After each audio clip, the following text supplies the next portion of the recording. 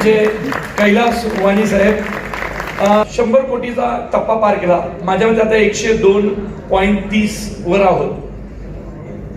त्यांना जो काही खर्च झाला तो काढून सर्व पैसे डोनेट करणार हा शब्द पहिल्या दिवशी दिला होता, तो आजही पाळलाय. 355 मराठवाड्यातील विद्यार्थी जे पुण्यात MPSC UPSC करण्यासाठी आहेत त्यांचं 3 महिन्याचं मेसचं भाडं आणि लायब्ररीची फी आम्ही ऑलरेडी दिली.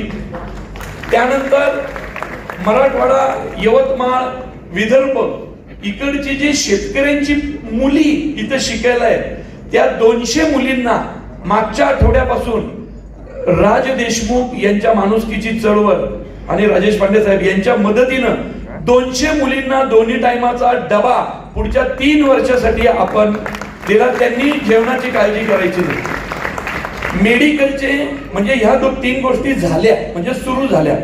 मेडिकलचे 11 विद्यार्थी ज्यांची फी 4-4.5 लाखाच्या पुढे आहे आणि त्या 3 आत्महत्याग्रस्त शेतकऱ्यांची पोरं मेडिकलसाठी परदेशात चाललेली आहेत. त्यांचा सर्व खर्च हा आपण उचलतोय यावर्षीचा. फक्त आम्ही त्या मुलांना एक अट घातली की तुमच्या 11 जणांचा, कारण हा महागडा खर्च आहे, हा महागडा खर्च आहे तो आम्ही करतो. पण ज्या दिवशी तुम्ही मेडिकल पूर्ण कराल आणि प्रॅक्टिस सुरू होईल आणि तुम्ही पैसे कमवायला लागाल त्या दिवशी आमचे पैसे आम्हाला आणून द्यायचे, मग तुमच्याच हस्ते आम्ही ते पुढच्या पोराला देणार. असे ते पैसे फिरत राहणार. त्या सर्व मुलांची नावं आणि सगळं आपल्याकडे आलेलं आहे, सुरू झालंय. मकरंद अनासपुरेंनी काही नावं पाठवली होती, त्यांची पण 1-1 लाख रुपये अशी फी आहे, ती त्यांच्या अकाउंटला परवा दिवशी पर्यंत जमा होईल.